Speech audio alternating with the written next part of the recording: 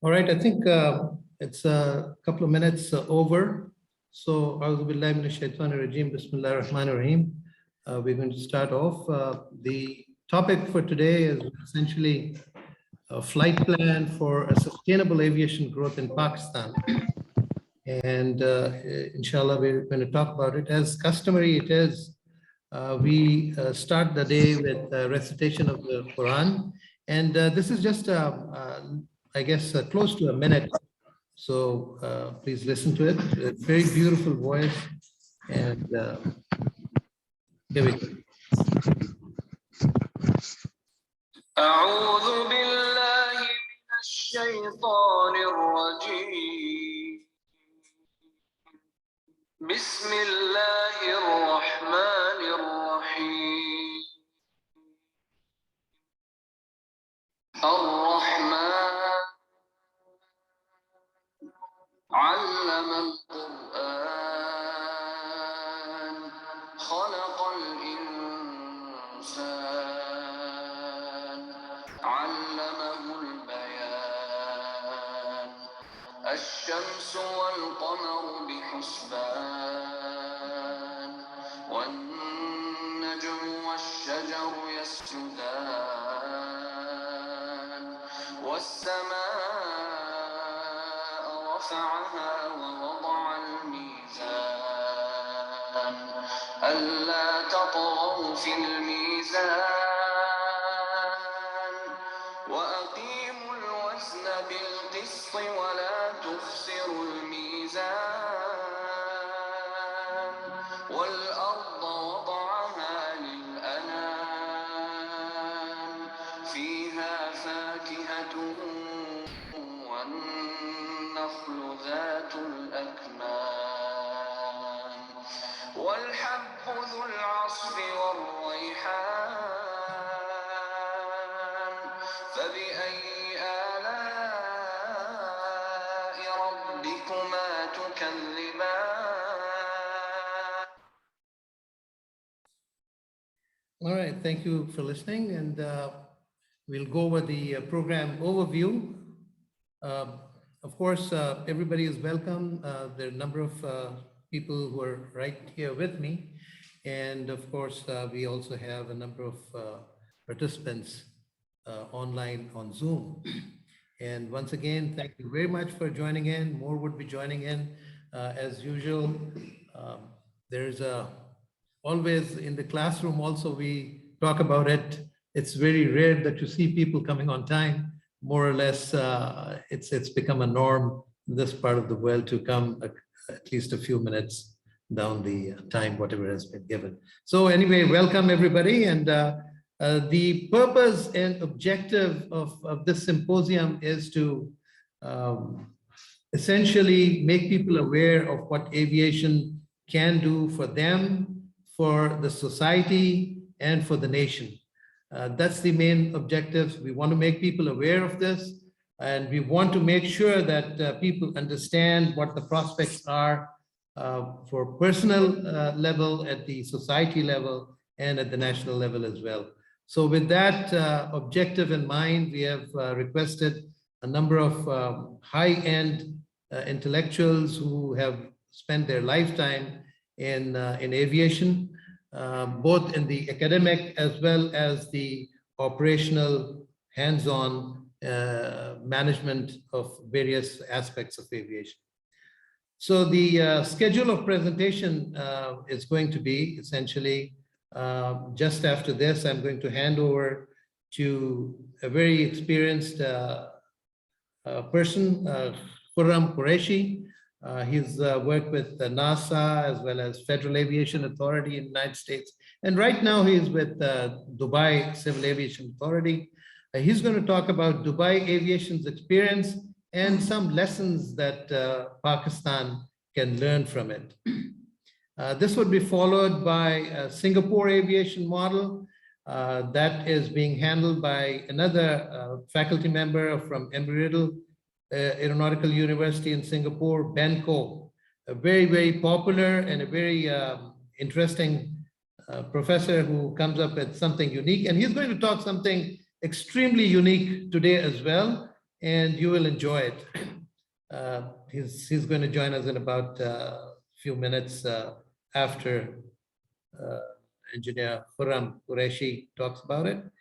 Then we have Afsar Malik, who is also a very seasoned faculty member, as well as a lot of tons of experience in the Civil Aviation Authority under his belt. He's been aviation's one of the key persons in sort of making the policy for Pakistan in 2015, and he was part of my team, and many of these professors from Embry-Riddle Daytona Beach had also participated in analyzing and debating and deliberating on various aspects of the aviation policy. He's with us today, and he's going to talk about growth potential in the aviation industry and what the future holds.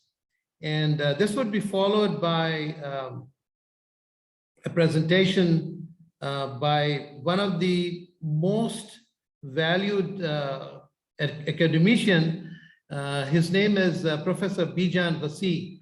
I have I've worked with him and a very good friend as well. He is an author of many textbooks on aviation economics and aviation finance, and even the current curriculum includes his books, and he sent us a PowerPoint with audio. So it'll be fun listening to him as well. And this will be followed by Aviation Institute of Management's educational programs that Mr. Azeez Siddiqui, he's one of the key persons who is sort of running, managing both the academics as well as the operations over here with us. He has about 43 years of senior level experience in the airlines. He's been with Saudi Airlines and Pakistan International Airlines. And he has been from strategy to operations to planning. He's done it all. So it'll be good to listen to him as well. And this will be followed by myself, and I would address the youngsters in Pakistan and tell them about some of the things that they need to know. And finally, we have another person from Pakistan Civil Aviation Authority. He's also been one of my students, Ali Hasan. He's a senior director at the air traffic control over here. He's going to talk about aviation awareness and education. And anytime anybody wants to ask a questions, please do key in the chat. We'll continually monitor and take a look at that. Also, this will be on record. So even your suggestions and recommendations can go into it. And I've requested Captain Hadi is one of the Pakistan's senior most operational pilot. He's been 50 plus years in flying, from fighters about 25 years and another 25 years in commercial aviation and training. Extremely experienced, and he's also an author of a poem which he had written a book on it. It's called Space, and has nothing to do with outer space or the troposphere, but it's about accommodating people. It's very interesting book to read and very well written. He won an award on that as well. Then we have, I'll request Mr. Azeez Siddiqui Sahab to give the closing remarks and a word of thanks to all the participants. With that, I will hand over to Khurram Qureshi Sahab, who is a very competent, capable, and experienced aviation professional from Dubai Civil Aviation Authority, head of air navigation services, and holds other key positions himself. He will talk about UAE's story and what Pakistan can learn. Over to you, sir. Thank you so much, Dr. Wali. Thank you. Could I share my screen, please? Yeah, I have stopped sharing, so you can take over from here. Thank you very much. Okay, so while I think it's just taking a bit of time to share the screen, I'll just do a bit of quick introduction of myself. I am Khurram Qureshi. I have been with the aviation sector for almost 20 plus years now, working with NASA, US Federal Aviation, and now with Dubai Air Navigation Services. So the intention for my presentation today is to basically go over some of the information what UAE has done. Dr. Wali, I'm having a challenge sharing my screen for whatever reason. If you could please Okay. put my Okay. presentation up, I think that would be quicker and faster. I don't want to take Okay. Okay. No problems. time. No problems. I'll turn your presentation on. Thank you. Natalie. Yeah, so while Dr. Wali is putting the presentation, I think the idea from my perspective is that I would like to share with the audience the story of UAE's aviation sector. Obviously, it's a very wide topic, but the intention from my professional and operational perspective is to share some of the things that the UAE has done well, is doing, and what opportunities potentially that could bring for Pakistan. It's not about replicating something, it's more, what we can learn from them and what we can do, maybe different add-on. And I think the story just flows based on some facts and figures, and then I'll be open for questions and comments that you guys may have. So, Wali, could you just put it on the slideshow? Sure. And then let's go to the next slide, please. Okay. So the first slide, I think where I want to start from is obviously Pakistan itself has been a key player in the aviation world. We must remember that Pakistan was pretty great in aviation. A lot of countries learned from us. And where we stand today, whatever the circumstances may be, but there is still an opportunity.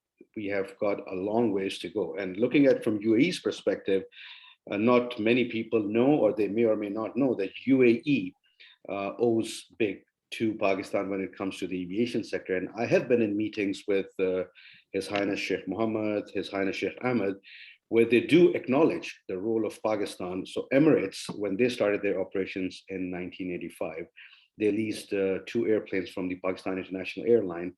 And the Captain Vasigh was a key player in launching the Emirates Airlines. On the right side, there's some of the evolution photos where Dubai was at the bottom and where it stands today right now. And you have seen a massive growth in evolution in the last 25, 30 years of UAE. But what we must remember that they learned from us and they built upon that. They became innovative, they focused on their sector, and they are where they are, and we do hear their success story. So I'll share some of the facts and figures in the following slides. Aviation in the UAE, I mean, there are key big 9 commercial airports operating within the UAE, and 13.3% of the GDP, it comes from the contribution of aviation sector in the UAE, which equates to about 8.6 billion US dollars direct investment, supply chain, creating about 777,000 jobs. There's a major emphasis within the UAE as a backbone of the entire ecosystem.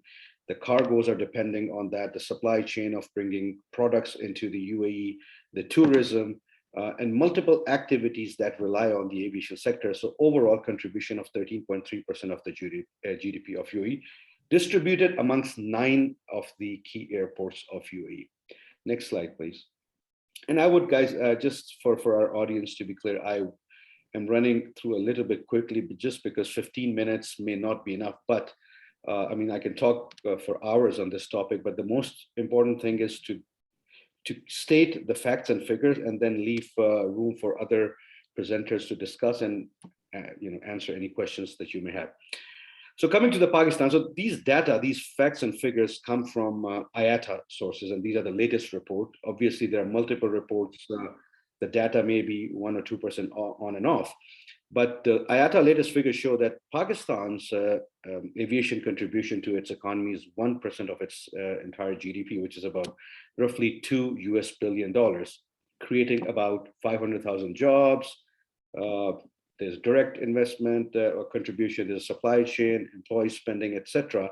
Now, looking at the UAE model, where it is, and where just go back, sir, please. I think that one figure that I did put into the previous slide and this one is Pakistan is a land of 796,000 square kilometers. UAE is merely what I think 70 or 83,000 square kilometers, something. But they have created the opportunities within that limited amount of space with the infrastructure that they have invested and the opportunities that have come along with that. Now, within the country, within the area wise, what we have to see is we are still sitting on massive opportunities in terms of not only within our country, but outside. And we have the potential. All we need to do is to identify and just focus on that. Next, please. Important thing to share from the aviation standpoint, of course, there are multiple areas that contribute to the aviation sector. One of the key models that UAE has capitalized and made it very successful, just talking about Dubai itself, the duty free, it's a big revenue generator for the government. Dubai duty free achieved 3.56 billion UAE dirhams, which equates to roughly around $965 million sales in 2021. And it has been growing 40% increase year on year. Abu Dhabi, not as successful as Dubai's duty-free business model because the traffic is relatively less. However, they began in 1984 with 5 retail units in Abu Dhabi, and now their annual revenue is roughly around 1 billion AED, which is about $270 million a year. And they have got about 120 retail and food beverages outlets in the Abu Dhabi airport. Next. What I want to emphasize is, people and students, the young generation, many times they just think about aviation in terms of only airplanes and the airports. But what I have learned, not only from UAE, but from all my previous experiences, and especially in this existing current world that we live in, there's many other elements that are revenue generated, that are opportunities which people do not think about. So aviation data right now is a major buzzword. It is a major contributor to the GDP of aviation, to the aviation sector, in terms of the details that you're getting on the airplanes, the statistics, it impacts your decision making. And the aviation data is a major multi-billion-dollar money-making opportunity for the future. I mean, during the COVID times, people may be thinking that the aviation system actually just completely stopped, but it was not the case. I mean, there were still about 145,000 flights worldwide that were operating, every day. And if you look from the data perspective, there's an application on Flight Radar 24 that some of you may be aware of, maybe not. What do? They capitalize on the aviation data through ADS-B sensors. They take that information and they present the information to any end user individual who wants to see where their airplane is. Of course, the accuracy may not be that accurate comparing to what the real-time systems would tell, but that is a data they're capitalizing on. They are making money through developing an application, through the advertisements, partnerships, and sharing that information. Next one, there's, I think, more to this. So putting into perspective what data can bring, of course, the applications are a lot all around the world.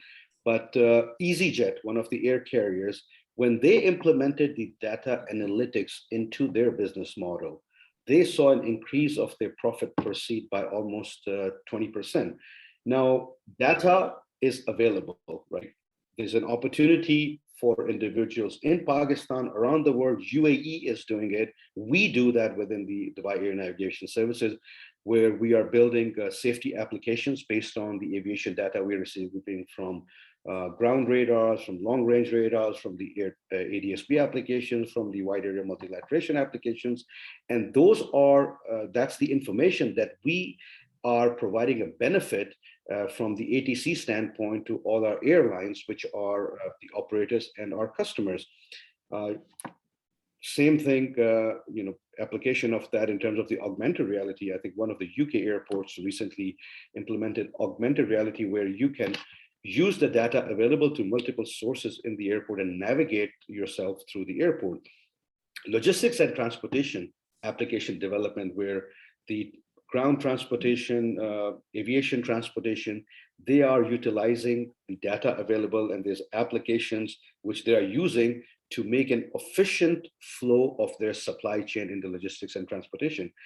Another thing that we could look at from Pakistan's standpoint, and we can learn from UAE that we are doing, the usage of data brings efficiencies into the operational environment. And that is something that people could think about to say, okay, it's not only that airplanes are going, but what about the information, what is the information they're using? There are applications being developed for in-cockpit usage for the pilots and for the air traffic controllers, for the ground handling operations, for the airport control centers, for the airline operational centers, et cetera, et cetera. Next one, please. I think if you could just,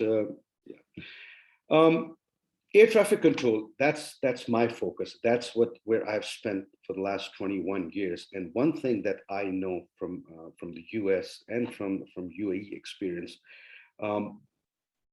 these organizations, these countries invest billions of dollars into their infrastructure in terms of training, in terms of bringing technologies to the people. The future is headed towards new sort of aviation environment. It'll be a combination of the commercial airline traffic, the drone traffic, the different types of airplanes are going to be introduced into the mix, and the aviation is not going to be how it used to operate in the past. Now, when it comes to air traffic control, what I believe, and I sincerely believe, that the opportunities that Pakistan may be sitting on are endless in terms of the air traffic control facilities. The engineering side of the business, where our young generation may or may not know that if they train themselves on the engineering side of the infrastructure, be it the commercial radars, be it the ADS-B, be it some of the ground air traffic control systems, or the approach control systems, or the en route control system, there's an opportunity for them either to work on them from the technical side or on the application side. UTM is a big buzzword in terms of what the drones are going to do, unmanned traffic management systems. Major emphasis from UAE into the infrastructure of that. There's an R&D element of it. Pakistan could think about what drone infrastructure need to be put in for the commercial side. When people are using their drone, can they be tracked? Can they be managed? There are applications that need to be developed, and that brings an opportunity. Training simulator, us in the UAE are investing, or actually have invested recently. We will be opening air traffic control training facilities, and we have invested almost $50 to $70 million, where we plan to bring air traffic controllers from around the world and train them over here, because that is a big opportunity where not every country has the luxury to have those type of infrastructure, and not every country can afford to maintain their training cycle.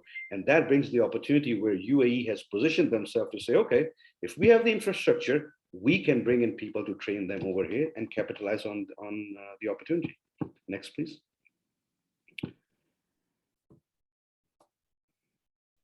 Okay. I will just quickly go through that. I think aviation and tourism go hand in hand, and a lot of you may be aware, and you may have seen it on TV.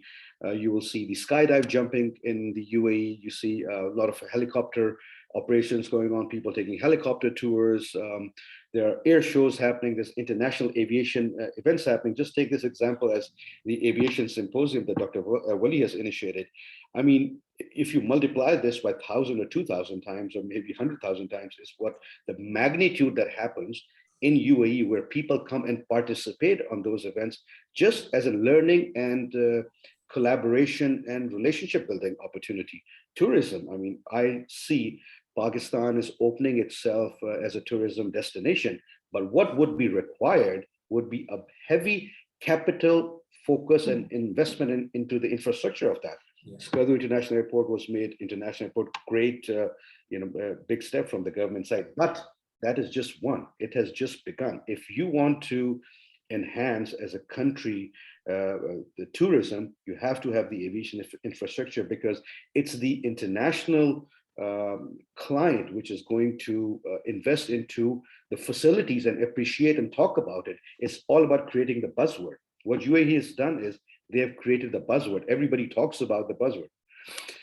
Okay, last, I think I'm almost out of time. I'm just watching my clock. So as a lesson learned, I think what I can share from my perspective that Pakistan and our young generation in our corporate sector can learn from the UAE business model are we need to focus on innovation. The word is innovation. We need to recreate. We don't need to think about the traditional aviation that has been there.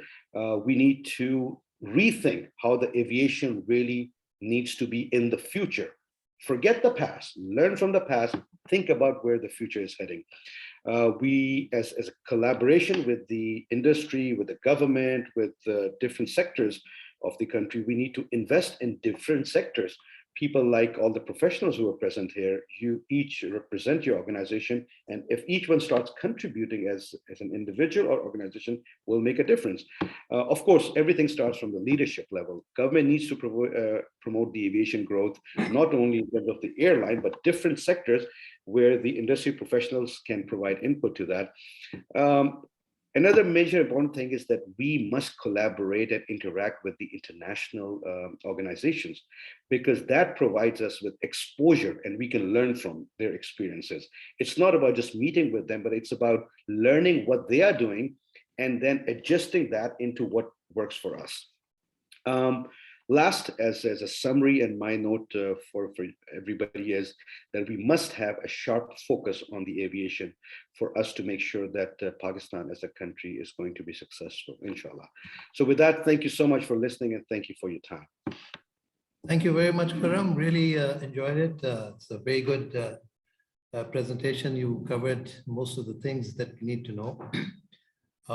Now we have the next presentation. Give me just a few seconds and I will. Ben, are you here? If not, then I'll request Afsar Malik. Yeah, hi, I'm here, Ben. Oh, Ben, you're here? Okay. Do you want me to run or should I give you the controls? I think you gave me the controls already. I'm sharing. Okay, Can you see my screen now? Okay, great. Wonderful. Great. Let me know if I can start. Yeah, sure. Go ahead. Great. Okay. Firstly, I've got to get the timing right. Good afternoon, everybody, because it's 3 hours ahead in Singapore. Right. My name is Ben from Singapore. I'm a regional faculty from Embry-Riddle Aeronautical University, Singapore campus. Right. And I specialize in logistics and supply chain, right, in the aviation sector. And I'm a facilitator and educator with Embry-Riddle Singapore campus. Right. Today, I'm going to speak about an interesting topic, and as well, I would like to thank Mr. Khurram to start it off to actually lead a little bit into my topic already, which also correlates what we're speaking about today and all the opportunities today that we have.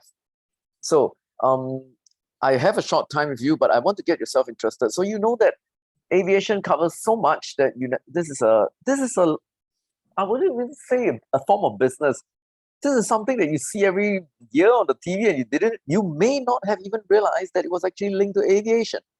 So my presentation, how aviation has done wonders in business, excitement, entertainment.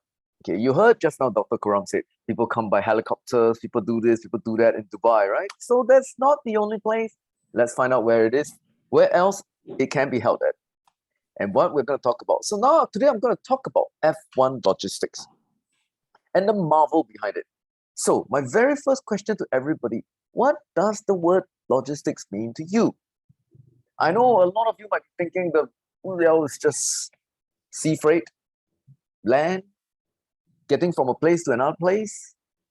Yes, you might think a little bit about air, but predominantly we think of air transport as passenger revenue, right? We rarely think of it as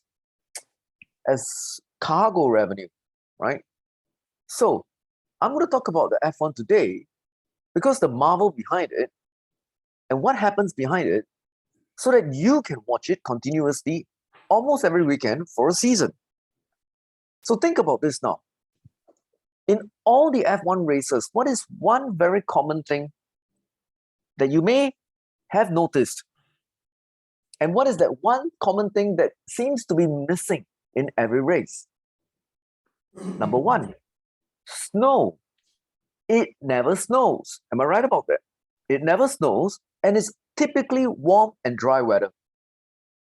For the obvious reasons, because F1 cars are just not made to run on snow. They are not rally cars, right? So it is always a summer and a dry weather. And the entire F1 season, if you actually think about it, every weekend when you turn on the TV, it's another country. They are actually chasing the weather month by month so that when they land at that place for that race, it will be hot and sunny at that time of the year. Okay, they continue every weekend and they have to time this nicely. Would you be interested in watching the next F1 race 3 weeks later? You would have forgotten about it, right? You need to go. You need to have that momentum, see? So you can't take too long, right? So now, how do they actually do this and the whole science behind this? So first, needless to say, F1 is a multi-billion-dollar generating business. It is the most watched motorsports, 21 races, 10 teams, right? Each season from March to November. And you would have realized as well, the November races are never in Europe, right? The March races will always be starting in Europe. The November races were probably somewhere in the Far East where the weather starts to become, not to become so cold, right? It always starts in Europe in March, the spring season, right? So you think about that. Then, out of all the 21 races, 12 of them are flyaway races requiring air transport. Okay? They're all flyaway races, all these locations, because they're not connected by land. And using sea freight, it's obviously impossible to reach there over that one weekend when you're waiting for the next season on the remote, right?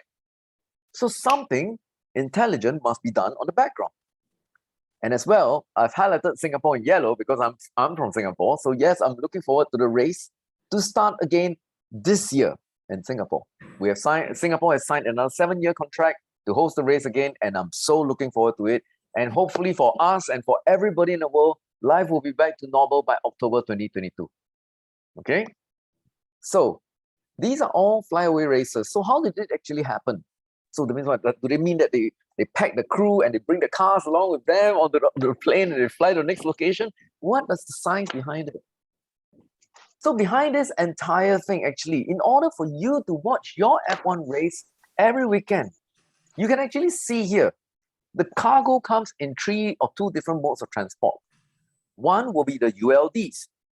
Okay, you can see the ULDs parked here, ready for unpacking at every race. Okay, the ULDs, because they have got 4 sets to be freighted all over the world so that its timely arrival will be just in time for you to turn on the next country the next time you watch, the next weekend. So it's actually multiple parts transported within a short period of time. They got critical parts, they got non-critical parts, they got broadcasting equipment. Needless to say, critical parts always go air freight. Non-critical parts, you can buy a multiple sets because they're not very high value. You can ship them multiple locations and wait for that for the next race to start. Broadcasting equipment as well is typically that one set. It's also under critical parts. So each time one Formula race is 2,000 tons. And the logistics partner, which you can obviously see out of this picture here, the number one logistics partner supporting the entire entire F1 race is DHL. Of course, there are other supporting partners like DB Schenker, Volvo Logistics, and UPS as well. But the official partner is DHL. So what actually happens here? Let's look at this. We use airways, waterways, roadways. There's 6 Boeing 747Fs covering a total distance, carrying all the ULDs that you just saw in the earlier picture to make sure this race works every weekend for you. There are waterways, 5 sets sent to other countries to prepare for you to reach the next weekend. Non-critical equipment. The roadways are all within Europe because they're all connected by road. It's an easy thing for them. But for the flyaway races, 12 of them are all reliant on the airways. Sorry, I would like to request a mute off from. Dr. Wali, sorry, if you could mute and yeah, I'm going to do that. yes, thank you. Thank you. Right. So it's a full master plan of logistics movement. And yes, what would interest you the most is, have you ever seen that 7478F arriving wherever you are? I have seen it land in Singapore before because Singapore is one of the flyaway races. But yes, maybe it hasn't came to Pakistan yet, but I'm looking forward to it, for it to land there someday as well. So if you actually think about this, this is quite an amazing process. The race from Singapore and the next point of Russia, which is that next weekend, okay, it's a 7-day gap. So imagine that F1 race in Singapore, everything there, within 7 days, they've got to pack everything, broadcasting equipment, critical equipment, everything packed up so that it can land and arrive in Russia within 7 days for the next race. I don't know about you, but it takes me more than a year to pack up my own room. So I don't know how did they do that, but I think that's interesting, right? If you think about it, so that you can turn on that channel and watch Russia the next weekend. It is an amazing process. So how did they do it? Really, you think about it, how did they do it? So how did they do it? 4 things to take away. It is a marvel. That's why I mentioned here, it is a marvel. When you think about F1, you think about air traffic, you think about sea, there's so much behind it. It is a masterclass planning. Okay, it is excellent coordination. You can actually see it, right? DHL supported everything. Number 1, it is exactly precision. And it's an effective mode of transport using 3 multimodal, land, sea, and air. So, given that I've spoken on this topic, does this interest you that the next time when you watch an F1 race, you would actually think, how did they get there so fast when I can't even pack my room in the last 2 days or 7 days? Right? They must have done something well. There's a beautiful master planner behind. There's a fantastic logistics plan, full coordination, so that you can watch it every weekend. And you would have realized no race seems to be in the snow. So now you can reconcile that with when you watch F1 as well. So why does this matter to Singapore as an aviation hub? Right, this is really, really nice. 27 January, just last week, announced another 7-year extension. Yay, very nice. I'm so happy about that. Why am I happy about this when Singapore extends the F1 in Singapore? As you have heard, Mr. Khurram mentioned as well, very, very correlated. You know, I know, everyone knows. Every F1 race is race car drivers coming, music concerts, live shows, tourism boom, expensive hotel rates. Everyone knows that. It is an economic contribution, right? We know that, okay? And as well, you have just found out today Singapore is an aviation logistics hub for passenger and logistics, and we always look forward to this coming every year. Because when the freight and the F1 comes, everything comes. Okay, everything comes. So when you relate that back again to Singapore's logistics, Singapore's setup as an aviation hub, when I ask you about the Singapore airport, I would assume most of you would be telling me that there's a ring of water, that jewel that looks very beautiful, right? Because that's a main takeaway, and that's what Singapore wants the world to know. We are an aviation hub. We have a nice airport. Singapore has invested a lot on infrastructure. Good railways, no rails because it's so small. It's only 70 square kilometers, okay? Compared to that hundreds of thousands that you guys are saying. Sorry, we're only 70 square. We wish we could be bigger, but for what we have, right, we pumped in a lot. We pumped in to make that airport so nice so that you will have that picture in your mind, even though you have not came here and you want to come here. And given the fact that you want to come here, and given the fact that we are going to have an F1 race, would you want to come here this October? Yes, I believe so. So if you put all that together, yes, it is a full economic contribution in aviation logistics and in everything here, right? So I'm really, really looking forward. I'm so excited about this good news that is extended for another 7 years as well. Because you know, I know, it's an economic boost. It is an aviation boost, right? It contributes to everybody's interest as well. So, yep, jobs, opportunities, economic growth. Looking forward. So, my concluding remarks here, aviation has done wonders, not only for Singapore, and you have heard from Mr. Khurram, for UAE as well, right? From that small airport that leased 2 PIA planes, look at where they are today. Infrastructure investment, okay, opening up doors to the world.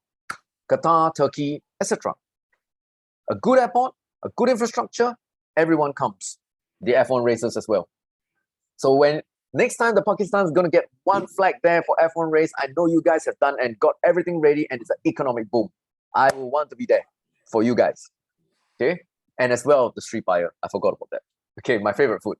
Okay, given due priority, aviation is going to do wonders for Pakistan as well. So jobs, opportunities, economic growth, same. It is not going to drop, right? It is not going to drop. You can actually see now for a lot of countries, the doors are open. It's just a matter of whether or not you want to book that flight and go through all that PCR. that's the challenge everybody faces now. It's just a matter of whether or not you want to bear that. But if you don't mind doing that, I'm going to the States in March. I'm looking forward to it. And yes, it's not an economical flight, it's a costly flight. But yes, I want it and I need it. Same as well. If I know that there's F1 in some other country, I'm going to be there very soon. Okay, my concluding remarks. And last but not least, I will hand this over to Dr. Wali about the learning opportunities of Embry-Riddle Aeronautical University partnering with AIM, and wishing Pakistan all the best. Happy learning, and I look forward to see you in my class if you sign up with it. And yes, that's the same energy you're going to get from my class. Have a good day. Thank you, Ben. That was great. Out of the box thinking and completely innovative. That's what aviation is all about. Wonderful. Now we have another experienced person, Afsar Malik.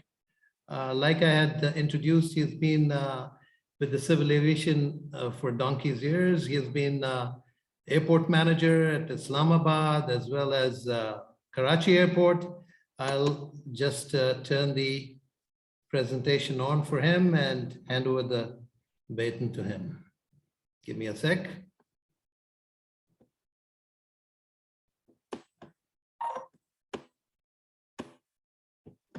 All right.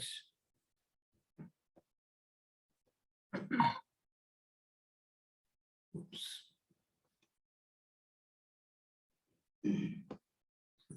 Presentation.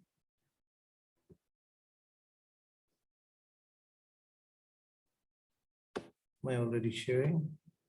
Okay, share. All right, Afsar Malik, your slides are just being loaded and you can take over from here. There we go. Please go ahead. Okay, sir. Thank you, Dr. Well, I have already been introduced a bit, and I have about 50 years in aviation sector. Okay. Let me down. Yeah. Okay. Right. All right. So I'll discuss the current picture in aviation industry, both from international perspective as well as local perspective. Starting with international perspective, and IATA says that load factors will improve, but still below break-even level. Passenger load factor is expected to recover to 75% in year 2022. So this chart, if we look on the left side, this vertical x-axis shows the percentage of ATKs that reflect the performance of the industry. So here we have two curves, one the red, the other blue, and the base year is 2000. So here we see that in year 2000, the break-even load factor, required break-even load factor was roughly about 62%. And the achieved load factor also, it went down first and then went down all the way up to 2022. You see this picture. Now, this shows how the industry has performed from 2000 to 2022 is of course forecast. And the gap between this blue curve and the red curve, okay, this shows whether the industry has made profit or losses. So between 2008 to 2019, if we see the red line is above blue line, and industry has made quite a bit of money. You can see that. And then you see sudden change. And here is the time when Corona enters and the whole industry comes to grinding halt, and you see these spikes. The required break-even load factor goes up way up to about 77% or 78%, and achieved load factor goes roughly down to just about maybe 55% or even lower than that. Now, IATA says that fuel costs will rise with the higher traffic and fuel price. Of course, when the demand increases, the prices go up. There is a correlation in this. So here, the base year is 2012. If we see again, there is a blue curve which shows the fuel consumption in billions of gallons. Okay, and then jet fuel prices in red. Here we see that jet fuel prices started to go down, and fuel price consumption started to go up because the traffic was growing with about 4%. And then in 2014-15, we see that fuel prices actually went down, and so much, maybe about $35 or $40 per gallon. Airlines did not reduce their prices and made a lot of money. This is what we say. But again, as the COVID enters, the consumption goes down because traffic goes down. Airlines aren't flying, so they are not consuming. So fuel price also goes down. Now that traffic has started growing, the fuel consumption has started growing, the prices have started growing. Again, this is what is the index. So IATA says that return to profitability will be delayed another year, which what it means is that in 2023, industry will be able to recover with gradual traffic recovery. That is 2022, another year loss something. Here we see the base year is 2005, and industry was in a loss, maybe about 4% or 2%. If we see on the extreme left, thereafter it recovered. A couple of years again went down and then recovered, and you see this pattern, but it went down drastically in 2020. If you see that, then losses started to reduce, and they further reduced in 2021, and 20 forecast is 2022. Okay, now this particular chart, this is IATA analysis region-wise. How the industry performs region-wise. So you can see that the whole world has been divided into various regions, starting with North America. But we must see about this color coding. The blue bars show the year 2020, and the black one shows the 2021, that is estimated profit or loss, whatever you may like to call it. And then red one is the forecast 2022. So if you see North America, IATA thinks that North American airlines will recover and they will show profitability up to 5% of their sales. And it is very correct. In fact, American domestic industry is the largest industry in the world. It is in fact almost 25% of the entire global industry. And if the domestic industry recovers in America, then of course you will see profits in all that. But same is not the case in Europe, Asia Pacific, Middle East, Latin America. Overall, at the end, if you say industry will be a loser in 2020, but then losses, quantum of losses will be slightly less. Here, the domestic travel demand will continue to be strong. Domestic RPKs, which is revenue passenger kilometers, a measure of revenue passengers, which will be 93%, and international maybe just 44% of pre-crisis level in 2022. So that's IATA thing. So here we have three curves. One starting with red, it shows the domestic, of course, good progress going up. And bottom is blue, which is international, still lowest. Then in between is the average of the two. Baseline is first quarter of 2020, and this is how IATA thinks it will proceed forward. Now coming down to Pakistani local industry and how we see the industry and how it is presently. So there is universal principle. Airlines make money by reducing competition and capacity. That means when the competition goes up, the airlines lose money. If the capacity goes up, airlines lose money because, of course, number of seats would go vacant, which are perishable. So historically, before Serene Air entered local market in 2017, PIA, Shine, and Air Blue were making good money in domestic market because the average domestic ticket price was about 25,000. You could buy it for 15,000 also, and also at 35,000 at times. Average is roughly 25,000, big, particularly private airlines. Then fourth airline, which is Serene Air, after it entered, the capacity increased, the competition increased, resulting in sharp decline or drop in prices to as low as 8,000 rupees. Okay, but when Shaheen quit the market in 2018, again, the air travel on domestic again became as expensive as it was before the entry of Serene Air. The next one. History repeated itself when Air Sial entered the market in late 2020. So north-south flights became as cheap as business class train tickets. Prices recovered in winter's holiday season, that is last season, or the current season, but holiday season is over. But there is a downward pressure on prices as the lean season has just set in. So entry of fifth airline, Flyjana, in the coming June will once again lose the airlines yield.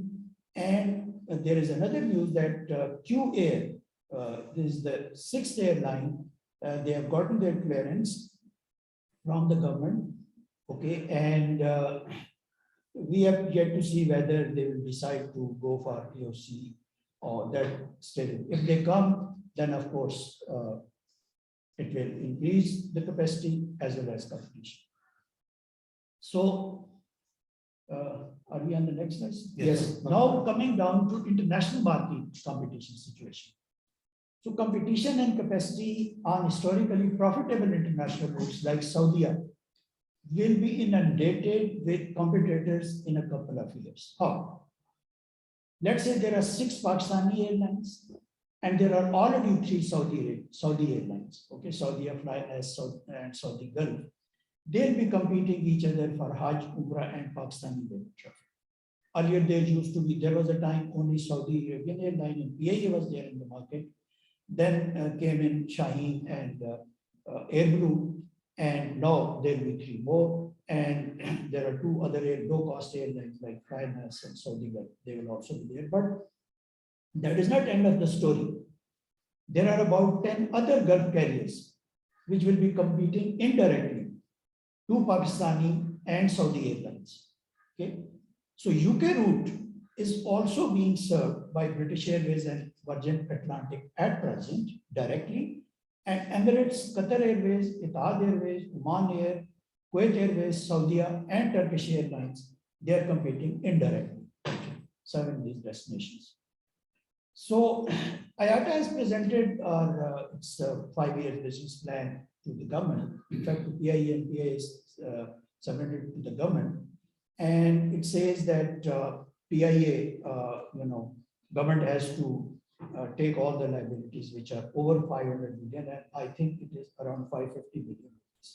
Okay, if government takes all this, and then if the fleet is increased from 27 to 49 aircraft in the next 5 years, and they also say that PIA remains a government entity, but they recommend that let it be managed by private rule. What they mean by private rule, that no government interference as it used to be. But however, this plan does not take into account the capacity and competition. So last word, recommendations. Aviation education is essential for the growth of aviation. There is no shortcut. We must encourage students to learn and join aviation industry. All right, thank you very much, Thank you. Afsar Saab. That was a good overview of the local industry in aviation. And with that, I think I'll just go over the next one, which is basically Professor Bijan Vasigh. And as you might be aware, Professor Bijan is a highly experienced person. He's spent a lot of years analyzing and consulting with airlines. And the good thing is that textbooks, he's written a number of textbooks on finance and economics, and he's extremely knowledgeable. Let's see this. Number 5. So, okay, got it. And I'm sure you can see the slides. You can give me a thumbs up once you do. And we will quickly, this is unique because he didn't want to get up so early in the morning. And so he's given me this PowerPoint with his audio. So good afternoon or good morning, everyone, depending what time zone you are. My name is Dr. Bijan Vasigh. I'm professor at Embry-Riddle Aeronautical University and managing director of Aviation Consulting Group. I'm very pleased and honored to join you here to participate in this seminar. Especially, I would like to thank you, Wali, Dr. Mughni, for inviting me to join in this occasion.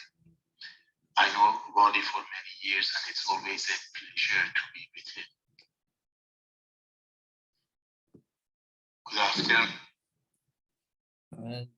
Here's some introductions. My short presentation in the context of sustainability, my presentation will focus on economics. Okay, things stopped. Sorry for this.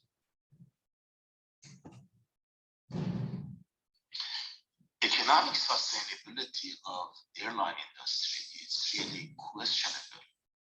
Why?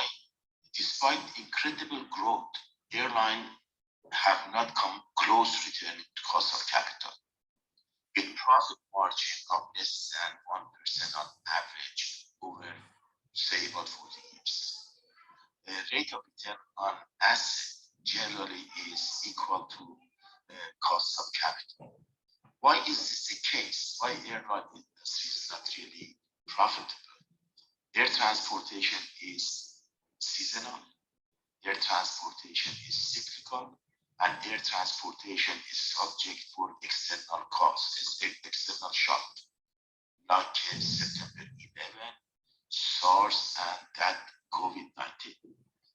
For example, because of COVID-19, almost 3/4 of companies, 3/4 of airlines around the world canceled or suspended domestic travel, and 93% of them canceled or suspended international travel.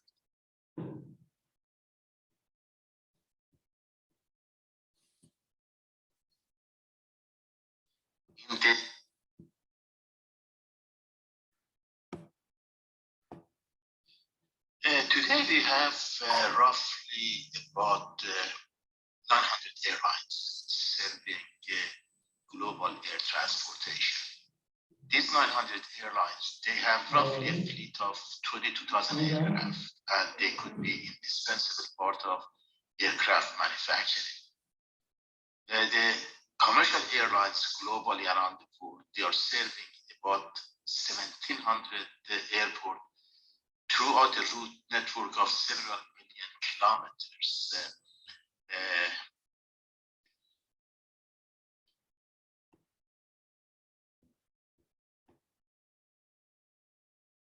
Without a doubt, air transportation is a vital part of the global economy. Air transportation is vital to manufacturing, to tourism, international trade. Even though 2020 was a bad year for global industry, still tourism played a significant role. But in 2020, tourism traveling by air spent about $626 billion, roughly about 74% below the market. Means that roughly tourism spent about $303 billion on air transportation. When we talk about air transport, we are talking about airlines, aircraft manufacturers, jet engine manufacturers. They globally hire about 88 million, create 88 million jobs and 3.5 trillion in global level of economic activity. Without a doubt, we cannot really ignore the impact of air transportation. Today we have roughly about 900 airlines serving global air transportation. These 900 airlines, they have roughly a fleet of 22,000 aircraft. The 1978 Airline Deregulation Act in the United States, we can say partially shifted control over air travel from government or political system to a market system. As all we know that the US deregulation has been part of greater global airline liberalization and trend, especially in Asia, Latin America, and European Union. Liberalization of US was augmented with privatization of airline and airport globally. As a result of liberalization, we can say that airfare today is roughly about 90% lower than the same trip in 1950. This has enabled access to air travel by greater section of population. But this may be a little bit misleading because the quality of the service was much better than, say, in 1950s than today, especially when we are looking at the cabin amenity, legroom, and other issues with the ticket conditionality, refundability, and so forth and so on. And also we can say today, roughly about 60% of our tourists would travel by air. Therefore, air transportation become extremely important.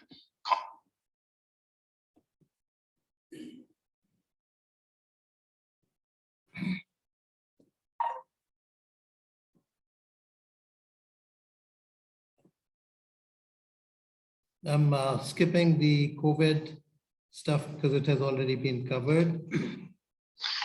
You know, but the airline industry had a fantastic year between 2011 and 2019. In fact, these charts were also shared by Captain Afsar Malik, and factors impacting airlines sustainability. What makes airline management more difficult and less sustainable? Of course, by sustainability, I'm talking about economic sustainability. We can say exogenous risk. For example, we can say global economic crash of 2007-2008, pandemic, war, and so forth are exogenous risks that airline cannot avoid. Competition in domestic and international markets, compliance with a wide range of regulation and restriction, failure to realize the effect of merger and acquisition and partnership, foreign currency and commodity price fluctuation, and managing the supply chain are the major issues that make airline management more difficult and less sustainable.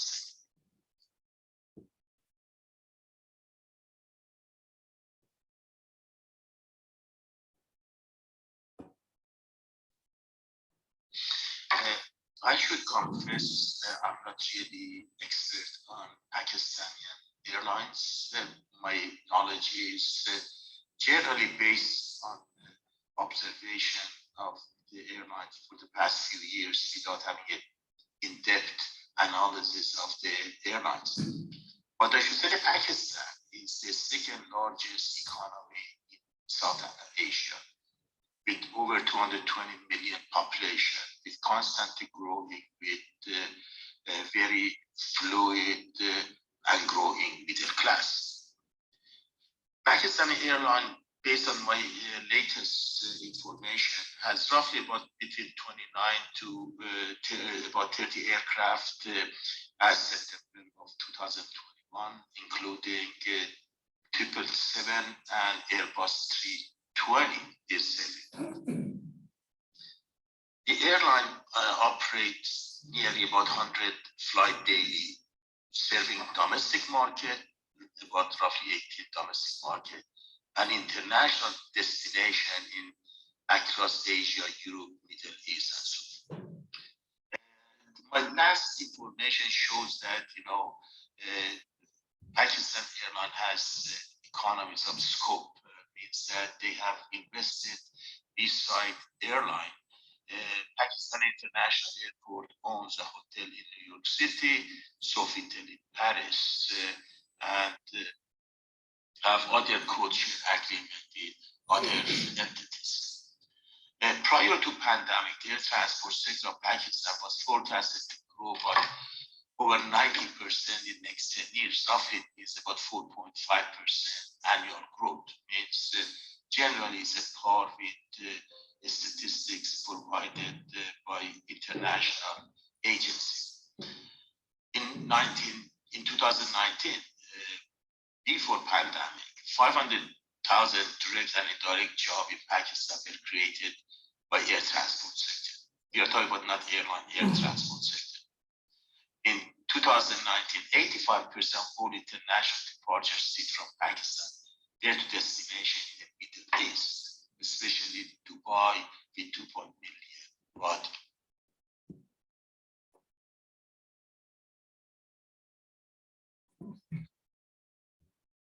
Measuring the productivity of an airline allows the management to make operational decisions, adding employees or equipment to meet the standards required by the company.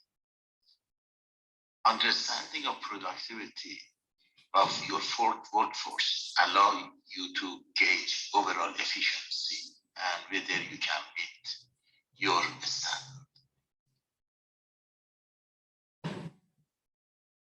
Measuring the productivity of an airline allows the management.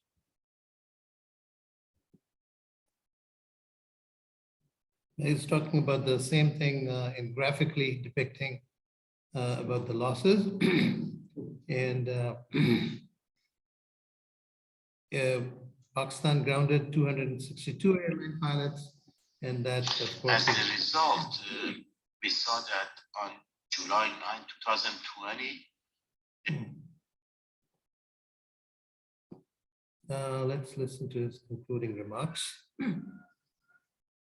In conclusion, PIA should focus on financial management and new technology for mid-term and long-term sustainability. Sustainability in the airline industry can be achieved by enhancing operational efficiency, adopting new and innovative aircraft architecture in our multi-model transportation system. Similarly, new engine layout, for example, we are looking at the new Boeing Airbus A320neo new engine option or MAX. Also, sustainable aviation fuel and aerodynamic aircraft design can improve performance and generate positive environmental effect while making the best use of the. In conclusion,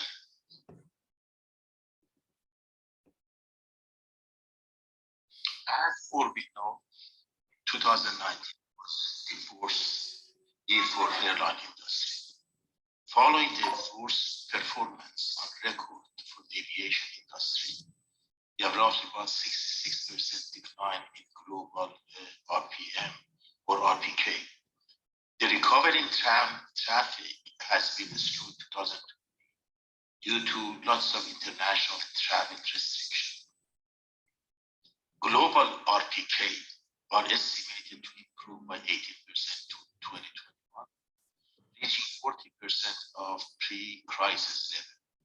2022, this year, the pace of vaccine rollout and government policy will determine the course of international traffic, while domestic traffic will remain strong.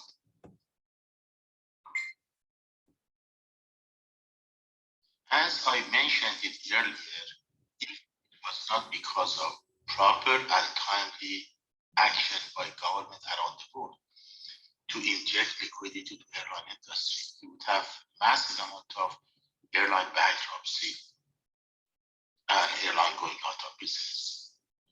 Support from government has taken a variety of forms, including capital injection, loan, some of them they were just unguaranteed loan, deferring the payment of taxes and reducing tax liabilities. Some government, like US government,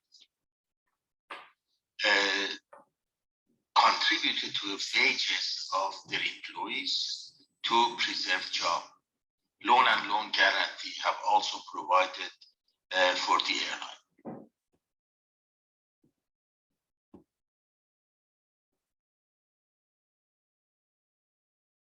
As concluding remark, I would like to emphasize that growth in aviation requires specific knowledge and education, and that is what Pakistan needs to do at first step toward sustainable growth in the future.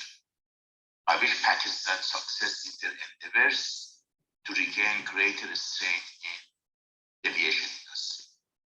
I also take this opportunity to commend Dr. Wali and Aviation Institute for helping a student acquire such a needed knowledge and skill in aviation domain. Thank you for listening and happy learning. Bye. Well, just for the sake of record, thank you, Dr. Bijan. And it was nice. It was a good change, both in terms of intonation and accent and the way you speak. It was something that our ears wanted to hear about. Okay, good, for a change. And right now we have another interesting speaker with us. His name is Ali Hasan. And he's with us over here. He's come from Civil Aviation Authority. And I would request him to give you a short presentation. He's an MBA from one of the universities that I was teaching, and over to him. The slides are just coming up.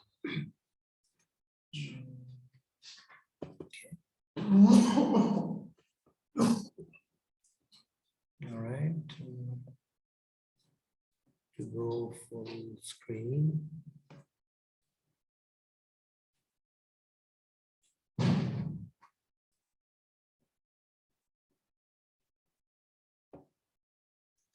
All right. Over to you. Go ahead. Well, thank you so much. Bismillahirrahmanirrahim. I am Ali Hasan, and I am serving as a Senior Deputy Director in Civil Aviation, Pakistan. Presently, I am working as a officer in charge of the Search and Rescue Department, RCC Rescue Coordination Center, and I have 12-year experience in air traffic control as well. So that is a little bit of introduction of mine, and today I'll be talking about necessity of enhancing aviation awareness and quality of education in Pakistan, because it's a very vast topic, and since we are in a symposium of related to aviation awareness, so we'll be focusing only on the aviation side. So how to increase awareness? There are many ways to increase the awareness in society or in the youth. We have seminars, and because of the COVID, the increasing trend of webinar is taking place. As we see in IQ, that they are organizing a lot of webinars in, internationally, where people are joining in and sharing their views, sharing their ideas, sharing their researches. So there are a lot of things that are happening, which is creating a lot of awareness, especially in civil aviation. We are experiencing these things as we log into these webinars. There's a lot of new learnings and a lot of new things that we come to see.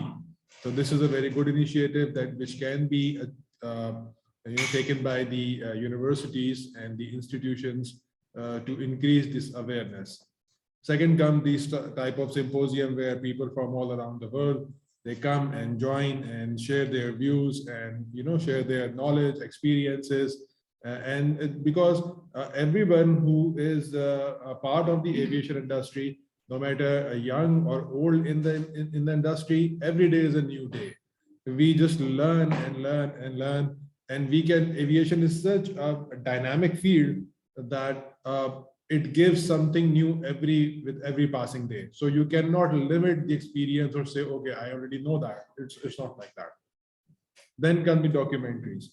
You see, aviation in Pakistan, we have a very limited sort of concept to aviation.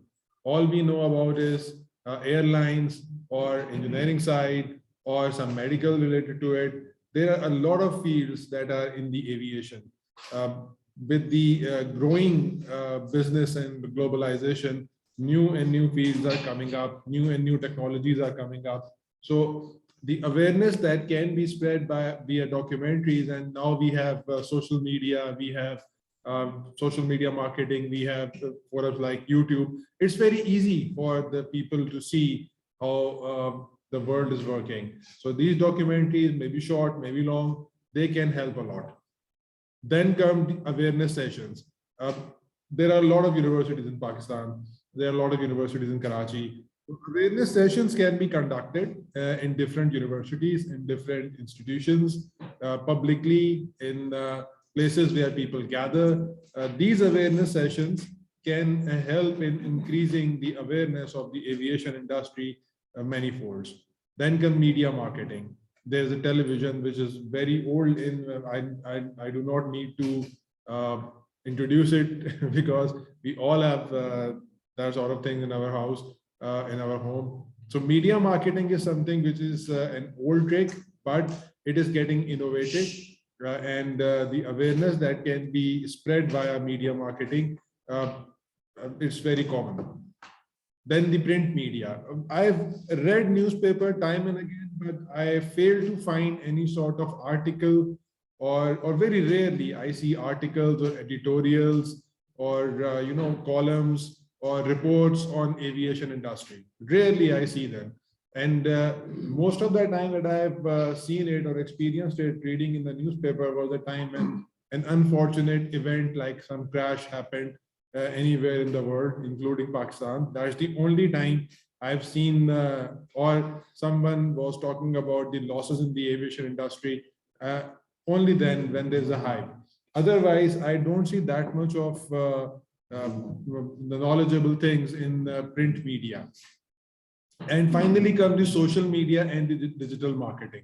See, this platform is not that much old to the world, and digital marketing is evolving at one time where the media marketing was evolving. It's really cheap. It's really cheap as compared to the media marketing or the conventional marketing. It's very simple.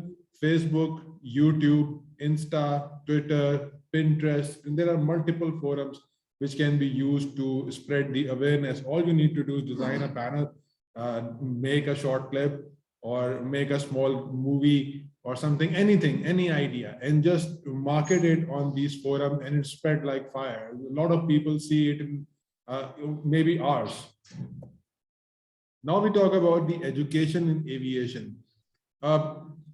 We have a very limited aspect of education in aviation because not many people know about the education in aviation. It was introduced in Pakistan not many years ago. And as far as my field is concerned, air traffic control, even we never knew what it was until we came in it. So Still today, when we talk to people about air traffic control, most of them don't know about it. And the education in aviation, it need to be modernized to cope up the requirements and challenges of present times. So when we talk about the education in aviation, these are the fields which come into question: flight operations, air traffic management, aviation business management, engineering and engineering management, pilot training, and crew training. These are the fields that come into question. So all these fields are interrelated. So education in aviation, it is quite related to every other field which is working in it. So you need to have knowledge of, or not an expert one, but at least beginning knowledge of all the fields, because this works as a team. If you don't have knowledge of the business side, you won't be able to create profits. If you don't have knowledge of the air traffic management, you won't be able to ensure safety. Or flight operation, you won't be able to understand the aircraft behavior. Or not just pilot training and things, but you need to, we need to spread this awareness in people. Now, the definition of an aviation professional. I got this from the internet. According to the Council on Aviation Accreditation, one who employs a common body of knowledge gained by study, experience, and practice, and applies it with imagination, intuition, judgment, competence, reason, ethics, integrity, and responsibility to design, manage, and operate for safe and efficient national and international aviation and aerospace system for the benefit of mankind. In short, what he's trying to say is, basically, it's all about the safety of the aircraft, the safety of people, the safety of this business. This is what an aviation professional is all about. And how does this work? There are educational programs, institutional capabilities, partnership, dealing with cost, educational ability. All these factors combine to produce a good aviation professional. Finally, the quality of education. See, there is input, there is a process, and there is output. Until or unless we do not work on the process, we cannot have a good output. We don't give good inputs, like we don't give more money in it. We don't give good resources in it. We don't give good curriculum in it. We won't be able to create a good process. And until or unless we don't create a good process, there can never be good output. And at the end of the day, the process of the entire phenomena of this aviation industry cannot work. So a quality education grants us the ability to fight the war on ignorance and poverty. That Charles Angel said that. And with that, I will end up my presentation. To grow and prosper, Pakistan needs to pay more emphasis on aviation-specific education. Thank you, Sir Mughni. Thank you, Aviation Institute, for giving us the civil aviation's opportunity to present ourselves. Thanks again. Thank you. Very nice.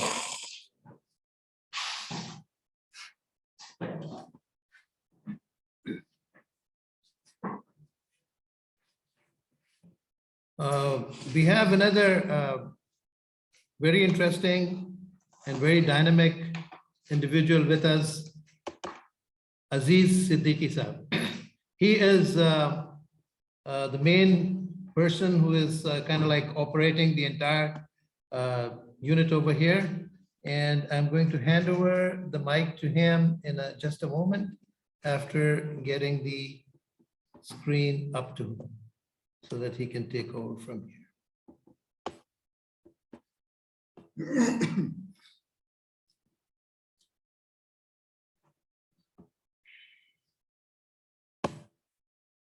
All right. Nahmaduhu wa nusalli ala rasulihil kareem. Assalamu alaikum. As Dr. Saab has just introduced, I am Azeez Siddiqui from Aviation Institute of Management. You have been listening to the industry experts. And one conclusion we can draw, that everybody is emphasizing on education. And that's what I am going to concentrate on. Education, aviation specific education.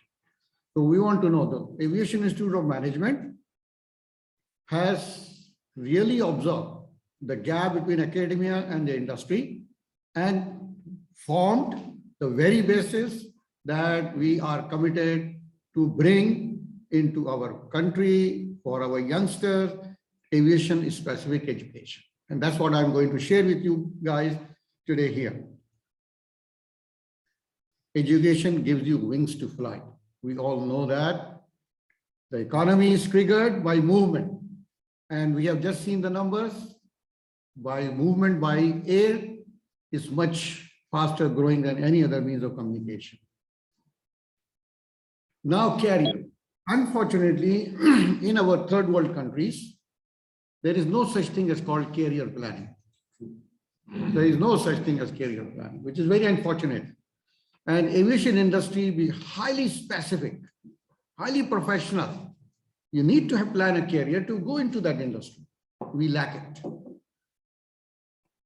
Career path of our children should be built right from the child, right from when we are taking care of the children, going to start the school, his mindset should start, be grooming, and accordingly as we think for him.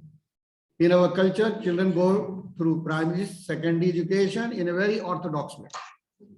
Just memorizing, repeating things with no direction and nothing. Based on parent desires and wishes, the child is pushed into a professional career. Whatever it is, do BA, do BSc, no purpose, just he's having degrees. That's not fair for career planning. These forced decisions, generally speaking, are usually against the capability of the child, the interest of the child, and the requirement of the society. That is the key point. Why we are lacking progress in our society, especially aviation, because we have not met the requirement of the aviation sector through education, grooming our youngsters in that industry. Continue. Aim, keeping in view the current practice of career planning, is working to carve a career plan based on students' capabilities and interest. We are preparing a comprehensive program to this effect, and based on a psychometric test. We want to test the child. What exactly you want? You want to be a captain? We say, no, you become an engineer. Or no way. So we have got a very sophisticated psychometric test under development. We'll pick the children for the career in aviation industry. Studying ways to cooperate with different institutions. I told you there is no link between industry and the academia. There has to be, and this symposium, the very purpose of this symposium, I know that many industry players are there online, okay, including the chairperson of Alveer Air and some other, aviation educationists. They are online and they are listening to me. We are trying to bring the gap, fill in the gap, and cooperate with different institutions to establish a planned transformation from secondary education to higher education for a successful career in aviation industry. This is the very basic. Aviation Institute of Aviation is formed, and all programs are carved against that very objective. I want to share. I shared my story with everybody. Let's see, it's very interesting, and it will give a lesson. And I have learned a lesson out of that, my own story. I did 2 master's degrees, MBA from IBA and MA Economics, 2 top degrees, and then joined PIA. Very proud, getting with good education, getting into very reputable organization, was very proud. What happened? Having such a strong educational background, I thought I will do wonders at my workplace.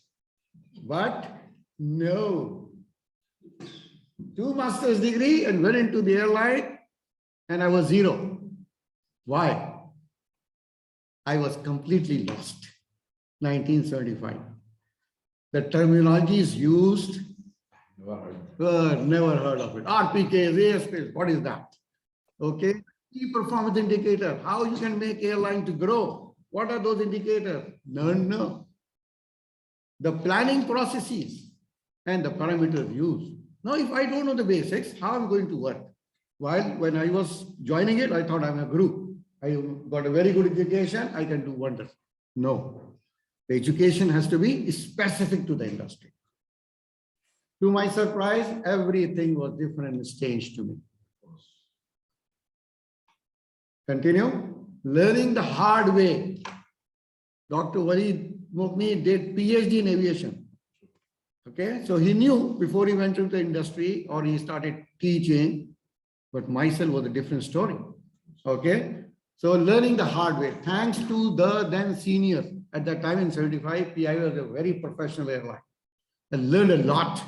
3 years I spent in PIA, and I am proud to state that I have repeatedly stated everywhere. I'm proud that I'm a son of PIA, and I learned a lot. With my education and those 3 years training, give me confidence enough, okay, to serve international airlines for 40 years non-stop. Worked for 43 years in the airline industry. When I tell people about my experience, extensive experience in airline, what they ask me, people ask me, are you a captain or an engineer? That's the perception of aviation industry. My reply, I'm neither a captain nor an engineer, and still have such a long career in aviation. So youngsters, please note it. Aviation, my gentleman, okay, just before me, Ali has said it, aviation perception is limited. I got so many fields to work with, so many fields. I work in airline planning, fleet planning, strategic planning. Very important. It's the backbone of any airline industry or any airline. Just imagine the limited pursuits of aviation in the public. We want Aviation Institute of Management is working hard day and night to get rid of this perception. Aviation Institute of Management is committed to change this perception. The commitment, our commitment is to holistic positive change in the awareness and the perception of the aviation industry, in education programs for the aviation industry. Aviation Institute of Management's vision is to fill the gap, I'm repeatedly saying that, between academia and aviation industry, liaison with the industry player. Without this liaison established, nobody will be, will be at game. The industry will never have professionals, and we don't know what professional to be produced. So there has to be a very close liaison. After this symposium, the very reason of this symposium was this, to have a liaison with the industry player. And I invite all listeners here from the industry to join hand with us. Okay, come up, contact with us. We will contact with you and continue working together. Aviation Institute of Management's goal is to aviationize Pakistan. I've got Captain Hadi sitting here and Dr. Wali. This word aviationize is not in the dictionary, but they are going to add it because we are going to aviationize Pakistan. Everybody should talk. It's such an important industry. It is playing a key role in the industry. So aviationize Pakistan through comprehensive educational program. That's what it is. Not just by lip service. It has to be solid program to aviationize Pakistan.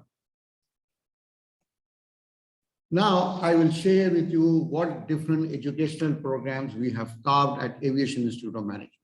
The first is, now we have started. People have programs after graduation or undergraduate programs. Okay? There is no mindset building right from the beginning. So we thought out of the box. We took the model of our armed forces, the cadet program. They pick up children from 6th, 7th grade and started grooming them. So we have got that idea from them, and we said we should start aviation awareness, education right from the beginning. So we started this program that called Aviator.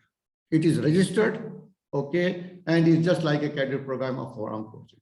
Registered with Directorate of Inspection and Registration of Privately Owned Schools, Sindh Education Ministry. The Aviator is a registered trademark. Secondary education from 6th grade to O level. Now people say O level is very common in Pakistan. Yes, sir. But what we have done, Cambridge curriculum subject with aviation sciences. We add a complementary subject of aviation sciences to this O level program. Now you're building a mindset. Right from grade 6, we are building up the mind. This will help us develop greater awareness of career in aviation. The parents will know, the children will know what is aviation right from the grade 6. Aviation industry players are welcome to join this program. We want all industry players to support such programs.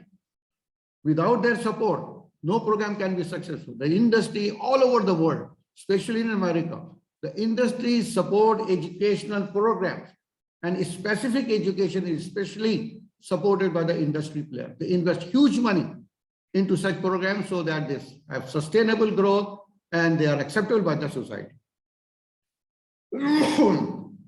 Number two, now we have done O-level, which is equal to matric somewhat. Now you have got 2 years more education before you go to undergraduate program.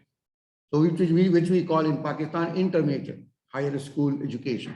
We have taken a diploma in aviation business management, 2 years, equivalent to intermediate. 2 years program registered with Sindh Board of Technical Education.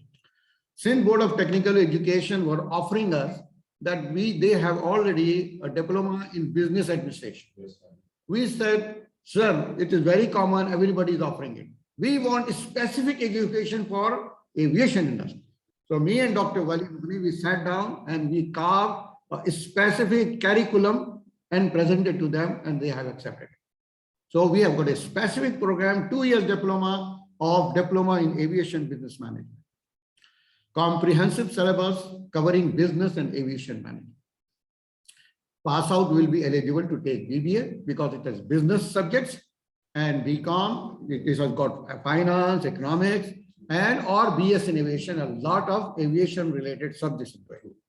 So he will not be stuck up after doing his intermediate, still has got so many fields to go. Faculty includes aviation and business professional with extensive experience, and some of them have already been talking to you.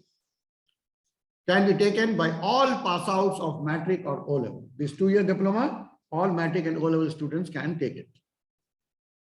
This will help in a continuous development of mindset. Starting from 6th grade, now we brought it to intermediate. We are talking business, ASK, RPKs, planes, whatnot. Third program, BS in aviation. Ultimately, we will go for the undergraduate program, degree program, BS in aviation. There are certain formalities are being underway. Okay, so we will offer this program, inshallah, hopefully next fall semester. 4 years program, as all graduate program, undergraduate program are 4 years now. We are looking for some accredited. We cannot have our own degree. So we have to go and associate with ourselves with some accredited university. So we are working on that. This program will be offered, inshallah, next fall semester. Okay, and after BS, inshallah, we'll go for MS in aviation. Continued professional education form. See, we were talking about mindset development from 6 to intermediate. Now we are saying we are developing professional minds. You're going higher and higher. The fourth one, a graduate certificate. You have been listening to the professors of Embry-Riddle. This is the world-renowned aerospace aeronautical industry. It is just like Harvard, Cambridge in aviation. Embry-Riddle is such a such a well-known in the university in aerospace, just like Harvard. Graduate certificate, they offer, okay, world over, they offer a program called graduate certificate. What is graduate certificate? Some students are sitting here, they are taking that courses. It comprises of 8 courses, all aviation related. Aviation economics, aviation finance, okay, human factor. The next course that is coming on 12th of February is logistic and supply and chain management. So all very important subjects, 8 courses. When you complete 8 courses, Embry-Riddle is a world-renowned aerospace industry university. The graduate certificate is like an executive MBA in aviation. Now, I've been counseling the students that these days, certification is more important than degrees. All in the professional field, whether you call it Cisco certification, CFA certification, Microsoft certification, SAP certification, all their certificates, and they give you professional worth. It is proven now, all those people, they make more money when they enter industry with the professional service. So this Embry-Riddle certificate, graduate certificate, will be of that worth to the youngsters. Every month, 1 course is offered. 8 courses are completed within 10 to 12 months because some holidays and all that. The graduate certificate is signed by Vice Chancellor, Embry-Riddle University, and co-signed by Chairman. A lot of people ask, okay, is this certificate issued by, because we are offering. Aviation Institute of Management is the only representing, okay, Embry-Riddle in this region. And Dr. Wali Mughni has been given this, okay, official recognition that he is the only one. Even IBA, one time they contacted Embry-Riddle that they want to open an aviation department in their institute. They said, go to Wali Mughni. Okay, so he's the only representative of Embry-Riddle. A professional core for enhancing skills for working profession. All those who are working right now in airlines, if they want to add skills, take this Embry-Riddle courses. True. They can take individual courses, you get a certificate, or you take 8 courses to get the graduate certificate. Okay. Professional foreign education for Pakistanis in the aviation industry. We talked about developing, then we talked about professional education. Now we are adding internationally recognized education in Pakistan. See how we are growing, okay, step by step. Now, not to limited with the always recognized certificates, degrees, and program. We have come up understanding the need. Today, the mindset, even the people working in industry or our youngsters, they don't know about aviation. So we wanted to, in a very short time, we want to give a perception of aviation industry. We come up with a program internally called Certificate in Aviation Business Administration, a 3-month short course, hybrid, online or on campus.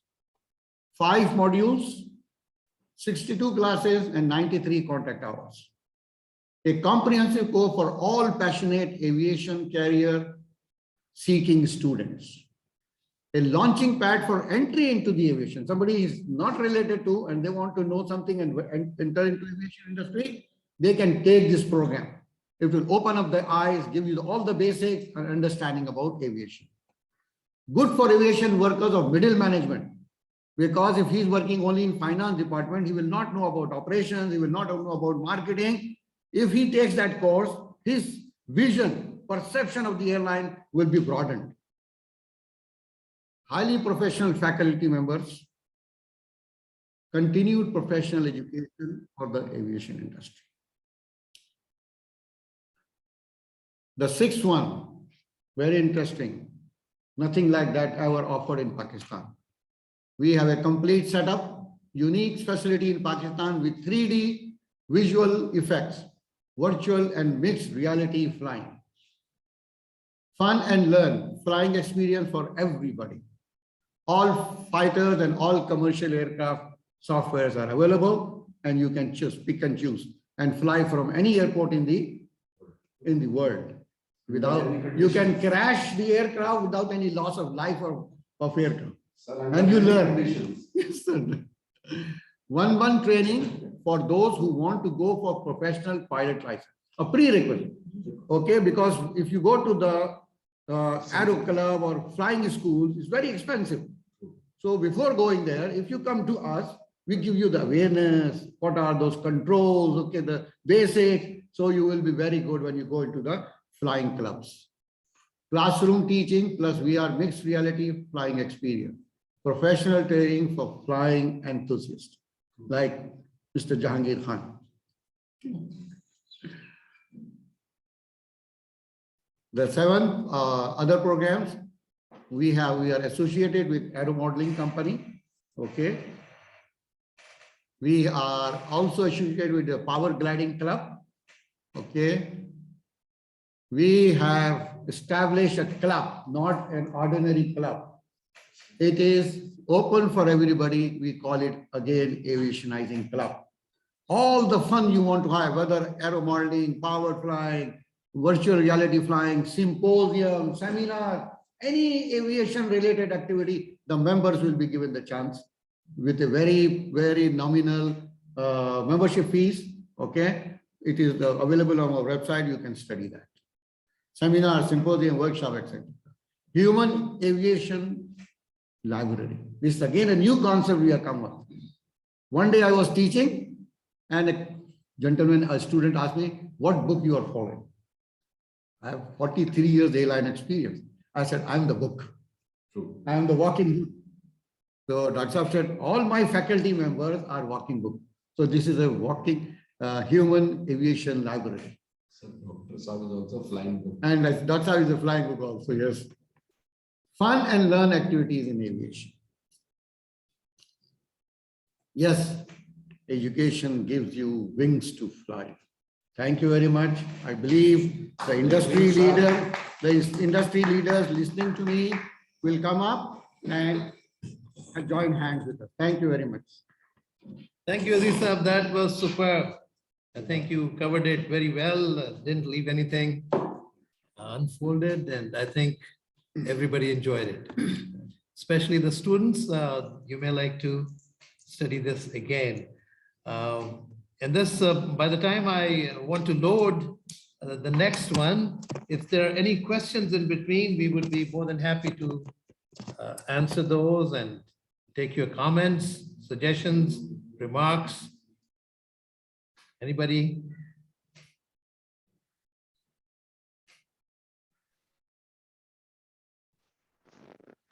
Hello, can you hear me? Yeah, we can hear you loud and clear. Assalamu alaikum, and I would say good morning, good evening, wherever you are. My name is Azeez, and I'm a Deputy Assistant Director at National University of Technology. And I just wanted to ask one simple question to Siddiqui Saab, that is it possible for a normal engineering graduate to take the graduate certificate course?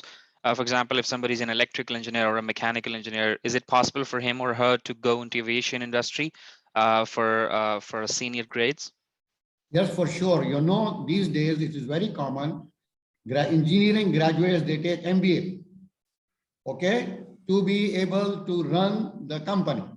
Similarly, if you want to have your career in aviation, it is just like an executive MBA. This graduate program is just like an executive MBA. It will give you definitely a full perception of the airline. So with your engineering degree, you can definitely take this graduate program.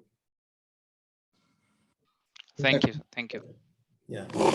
As a matter of fact, MBA started because of engineers. Yeah. And the first time they thought that it might be because an engineers would be more technical. And once they get into the business end of it was not really, it's not their piece of cake. So they lagged behind the others. And similarly, the managers would be given a runaround because they didn't know anything about technology. So it's a mix and match of technology and management, and that's how MBA came up. And the graduate certificate can be completed in about a year or less than a year.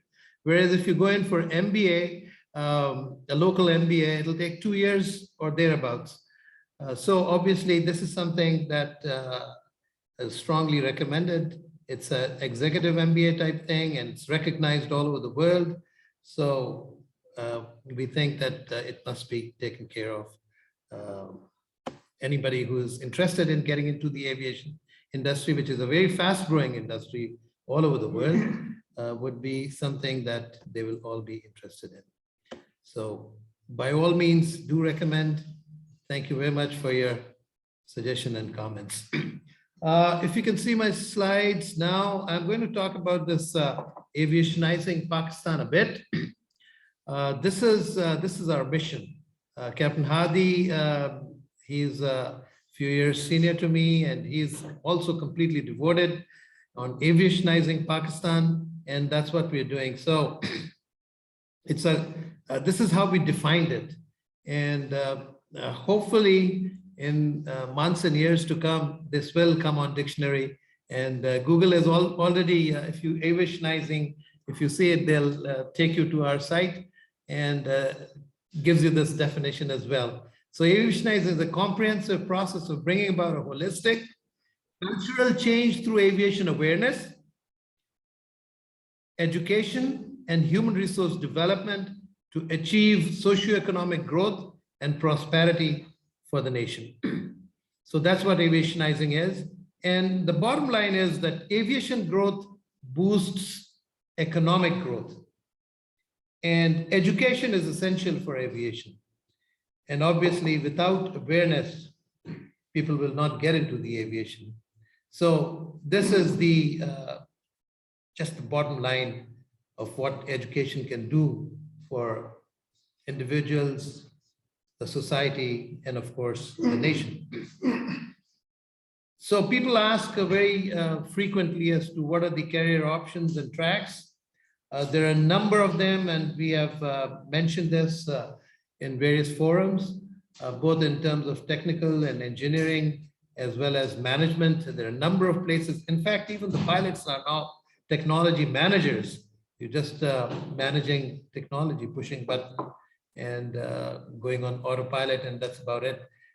So in fact, one of the surveys I was reading about Boeing and Airbus, and they were competing each other and say that our pilots touch the actual controls on an average of 4 hours flight just for about 10 minutes. And I think Airbus came up and said, no, we do it in less than that. So that's seven minutes. So that's how it is. And it's all management that is going on. So what opportunities can one expect in Pakistan? Well, from 4 airlines in a matter of few months, although COVID has not died down completely, we have Omicron lingering on.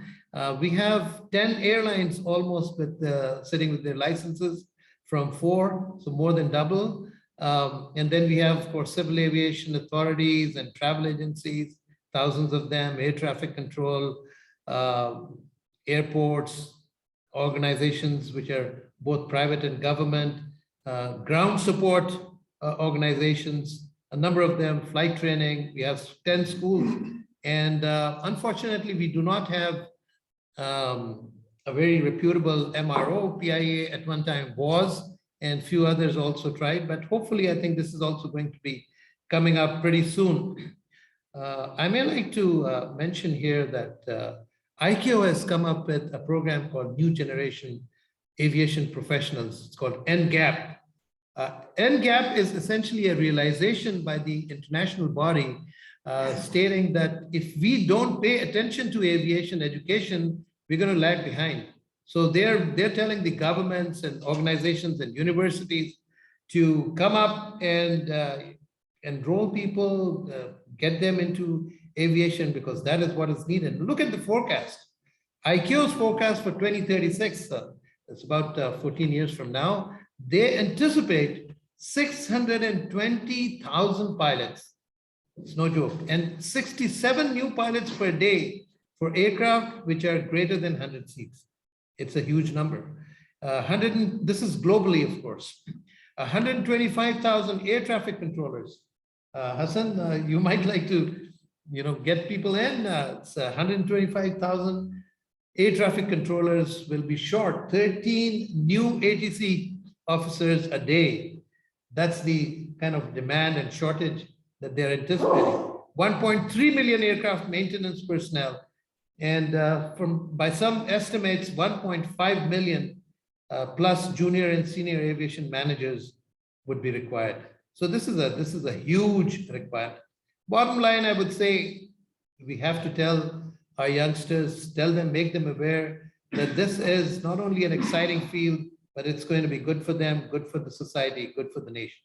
Why is that? If they follow a career, the fact of the matter is it's emphasis on aviation has to have emphasis on education. And there's a positive correlation with the aviation growth as well as the GDP or an economy of a country. They go hand in hand. And without awareness, like it has been pointed out a number of speakers here, awareness and education, without awareness, education suffers. And therefore, it is obligatory or important or critical for us to spread awareness of the opportunities in aviation that are existing right now. We also talked about certificates in aviation industry, just like the IT industry, and even in medical industry and other industries, emphasis on certificates is there. Graduate certificate in aviation is no different. The next course coming up is Global Logistics and Supply Chain Management, again by Embry-Riddle Aeronautical University, starting on 12th of February.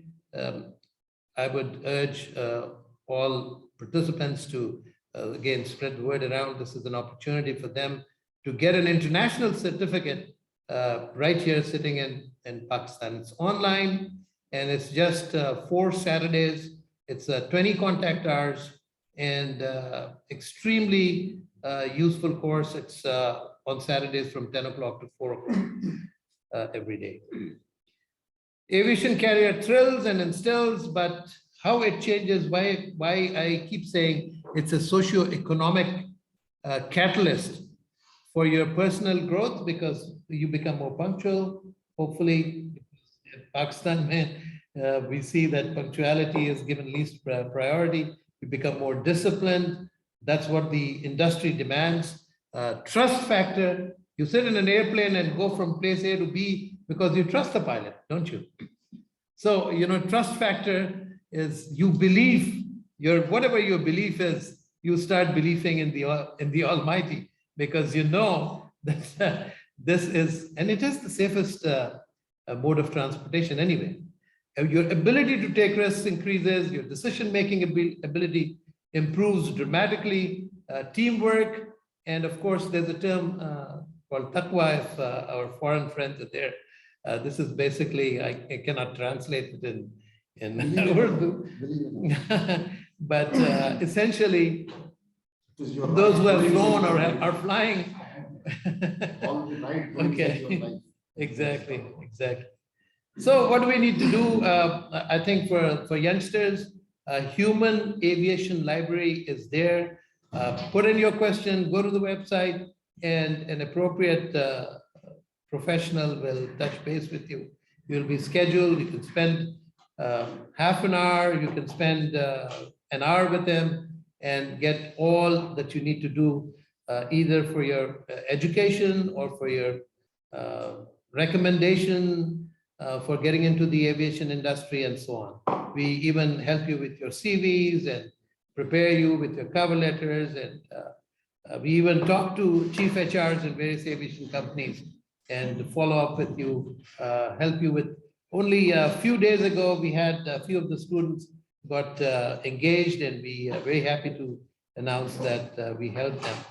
Aviationizing Club, like I said, we have hard gliding, it's a repeat here, virtual reality flying, fun flying, lectures, seminars, symposiums, and now we're going to start off with the newsletter as well.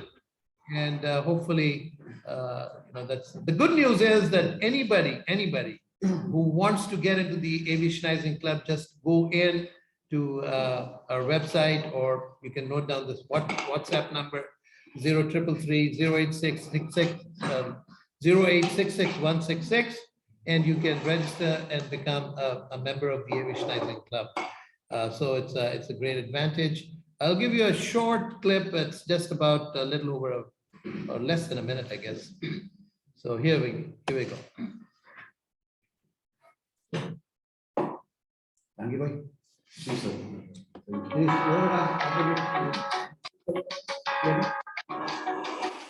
Enjoy an immersive flight experience in virtual reality environment.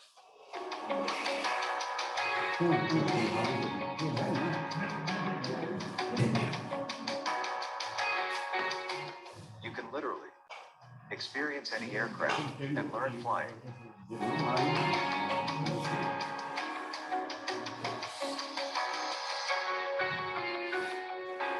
Light sports aircraft. Flying is fun.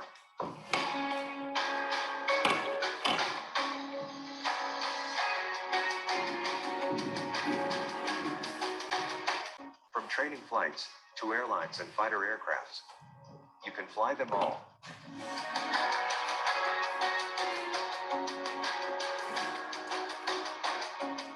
You can fly from and to any airport in the world.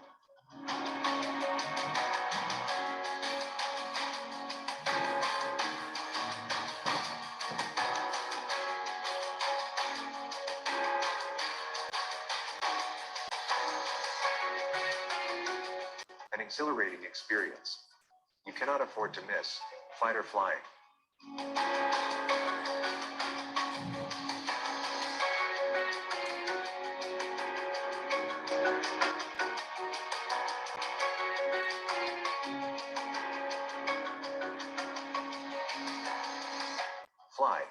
fighter of your choice and maneuver at your will.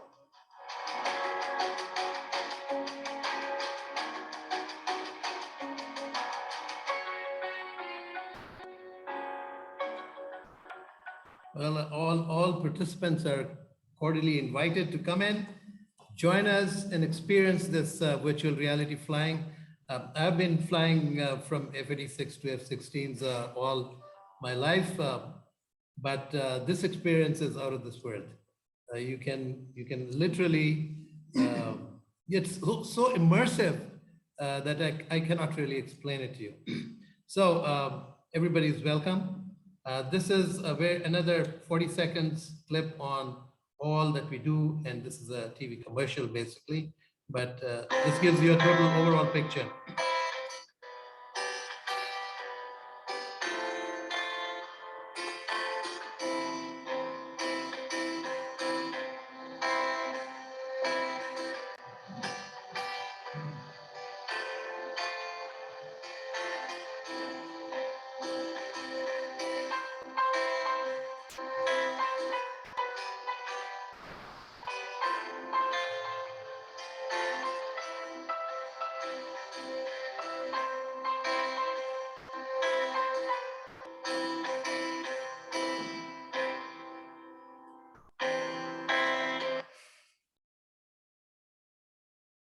Well, that's about it. Thank you very much.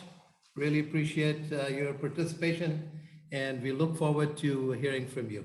So if there are any questions, we'll be more than happy to respond, and we would love to take your comments, remarks, anything that you want to say, please go ahead and do it.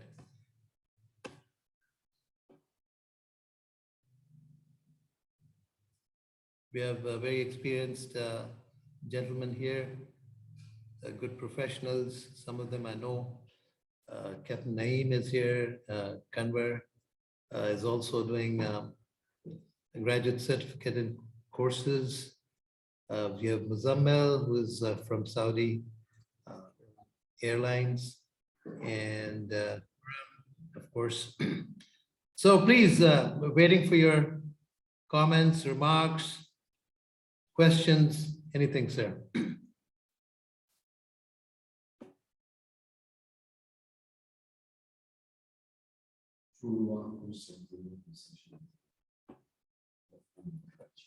F1 in Karachi. That's a good one. It's a good Wonderful session, everyone. That's looking forward to it.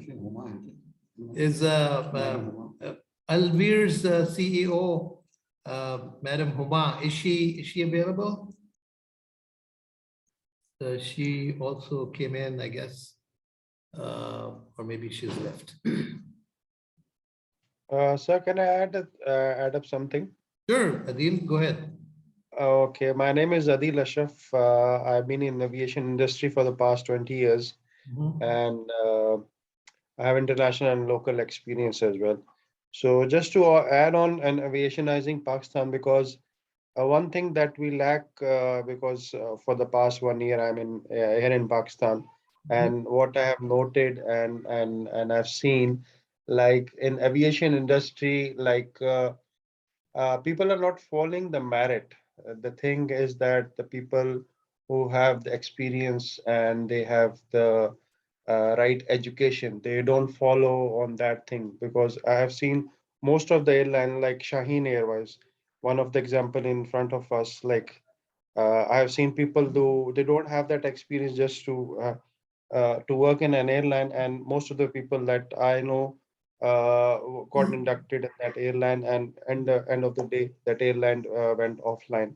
Yes, again, this is exactly what we're trying to make people aware that how meritocracy or selecting people on merit is important, and obviously education, and we continue talking about it, keep telling people, and hopefully you cannot just sit back and say, well, everything is bad, so let it go.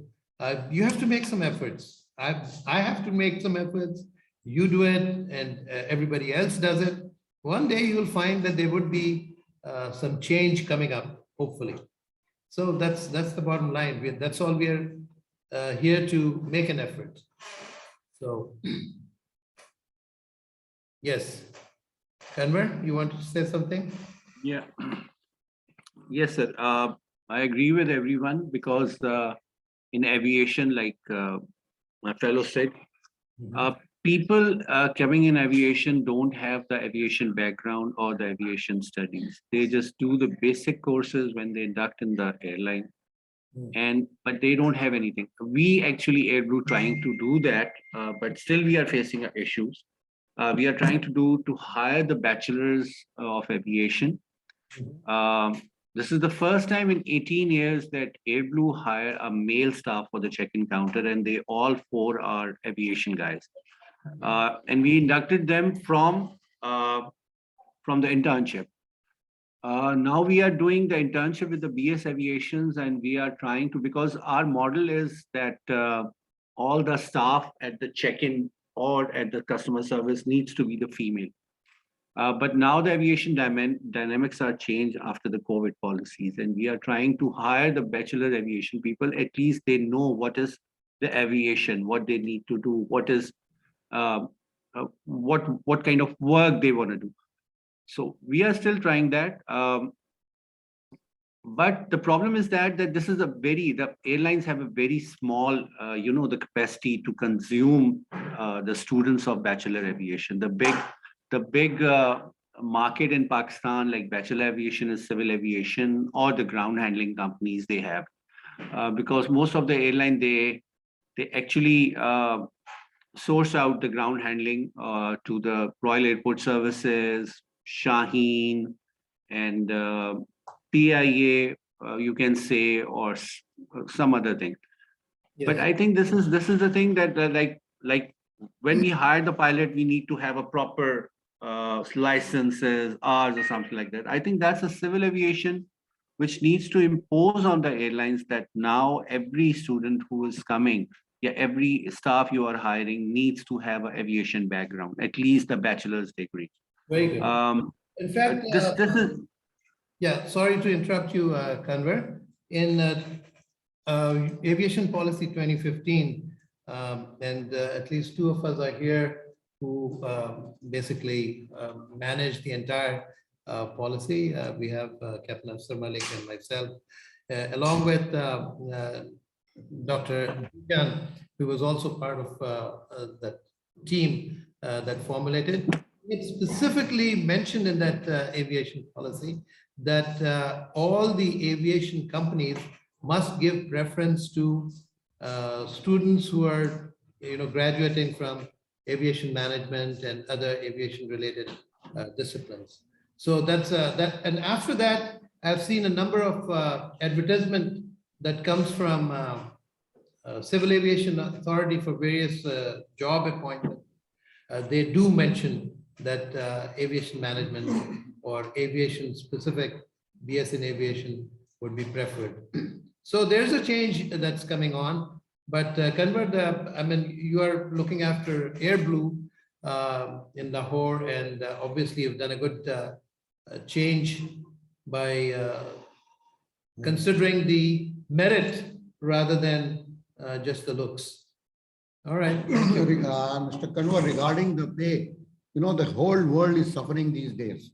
Pay cuts is very common because of the COVID and the economy down falls. But this is only a temporary era. Inshallah, with efficiency grow, you get more and better load factors. Your revenue streams will be higher. So you would be able to definitely pay better. So that's what an international phenomena. It's not unique to Pakistan only. Thank you. Yeah. If anybody wants to say anything, comments, Captain Hadi, you want to say something? You're more than welcome. Jangir Saab is sitting here. It was a very complex. Much needed, and almost everything was covered. People must be in their own fields. That is important. And I remember a joke now, it probably goes well. There's this lady who gets up in a hot air balloon. She's going to meet her friend somewhere, and she's lost. So she looks down and sees a man and says, "Can you tell me where I am?" So he gives her latitude, longitude, and so on, things like that. And she says, wow, I have got no idea what you're telling me. You must be an engineer because you know all these things, but you do not know how to guide me. And this man looks up at her and says that you must be with the management. He says, how do you know that? He says, you don't know where you're coming from. You don't know where you're going. Seriously. And you expect people below you to help you. Thank you.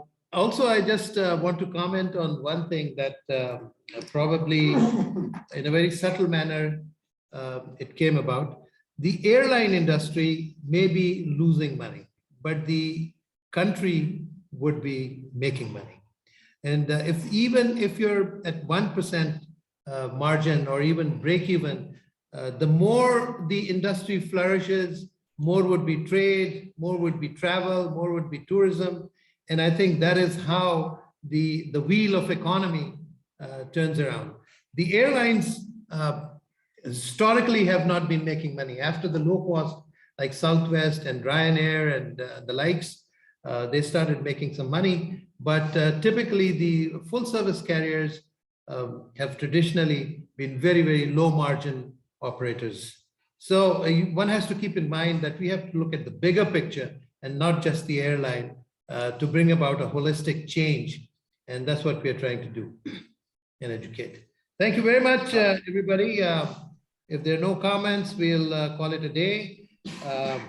And I think there are no comments that I can see. Good job, Okay, thank you very much. Thank you very much, everybody. I'll just key in aim.edu.pk. That's our website, aim.edu.pk. By all means, go and leave some testimonials there that we can use it, and would love to hear from everybody, suggestions, questions, anything. Thank you very much. Logging off for the day, and enjoy the rest of the weekend that you have. Take care. Thank you, sir. Thank you, sir. Thank you, sir. Thank you. Thank you, sir. Thank you, sir. Thank you. Thank you.